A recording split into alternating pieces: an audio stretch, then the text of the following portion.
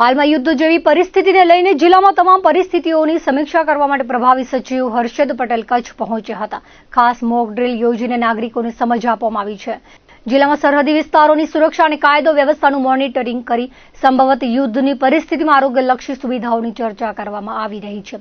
હોસ્પિટલો stand by રાખવા સાથે રક્તદાન કેમ્પો તેમજ આશ્રય સ્થાનો સહિતની બાબતો પર નજર રાખવામાં આવી રહી છે.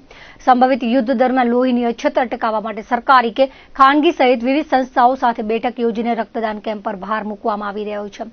ત્યારે તેની તૈયારીના ભાગરૂપે રેડક્રોસ સોસાયટી દ્વારા રક્તદાન કેમ્પનું આયોજન કરવામાં આવ્યું છે. ખાસ કરીને હાલની પરિસ્થિતિમાં પહોંચી વળવા માટે ખાસ બ્લડ ડોનેશન કેમ્પ યોજાયો હતો. સંસ્થાપકે જણાવ્યું હતું કે દરેક પ્રકારનું રક્ત એકત્રિત કરવામાં આવી રહ્યું છે. હાલ 200 થી વધુ રક્તની બોટલો અહીં ઉપલબ્ધ છે. હજુ પણ વધારે જરૂર પડશે તો અમારી ટીમ સતત કાર્યરત રહીને પહોંચી વળવાનું ઉમેર્યું હતું. આ ઉપરાંત જીકે જનરલ સહિતની હોસ્પિટલની મુલાકાત લઈ તૈયારીઓની સમીક્ષા કરવા સાથે અનાજ પાણી સહિતની વ્યવસ્થા ચકાસવામાં આવશે. પ્રભારી મંત્રી પ્રફુલ્લ પાનસેરિયા પણ કચ્છ પહોંચે તેવી શક્યતાઓ છે. માટે જ મુલાકાત લીધી કે બ્લડ ડોનેશન છે વોલન્ટરીલી આપણે કરીએ અને કોઈપણ જે પરિસ્થિતિ ઇમરજન્સી પરિસ્થિતિ ઊભી થાય તો આપણી પાસે બ્લડ સ્ટોરેજ પૂરતા પ્રમાણમાં હોય, ડોનર્સની પણ યાદી હોય અને કોઈપણ પ્રકારની મુશ્કેલી આવે તો આપણે તરત પહોંચી વળીએ. એ માટે રેડક્રોસ હોય, ગવર્મેન્ટ સંચાલિત બ્લડ બેંક હોય અથવા બીજા પ્રાઇવેટ ટ્રસ્ટ દ્વારા સંચાલિત બ્લડ બેંક કે બ્લડ સ્ટોરેજ સેન્ટર હોય તો એ સરસ રીતે કામ કરે અને બ્લડ સ્ટોરેજ પૂરતા જથ્થામાં રાખે અને એના માટેની તૈયારીઓ આપણે જોઈ. રેડક્રોસ દ્વારા સરસ એના માટેનું કામ શરૂ કરી દેવામાં આવ્યું છે અને કચ્છ જિલ્લામાં મને ચોક્કસ ખાતરી છે કે આપણને જ્યારે પણ જરૂર પડશે ત્યારે બ્લડ સ્ટોરેજ આપણને પૂરતા પ્રમાણમાં મળી રહેશે.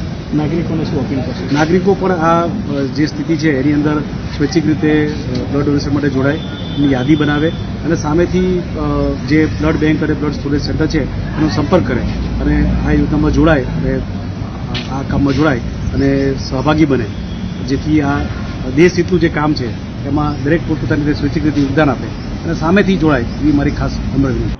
રેડક્રોસને આજે 100 વર્ષ પૂરા થયા છે એટલે અમે અલગ અલગ બહુ જ મોટો કાર્યક્રમ અહીંયા રાખ્યો હતો, પણ જે આજે કચ્છમાં જે રીતનો માહોલ છે એના કારણે સિર્ફ અમે લોકો એવું પ્લાન કર્યું કે અત્યારે બ્લડ ડોનેશન કેમ્પ જ ગોઠવી અને બ્લડ એકઠા કરવાનું કામગીરી કરીએ.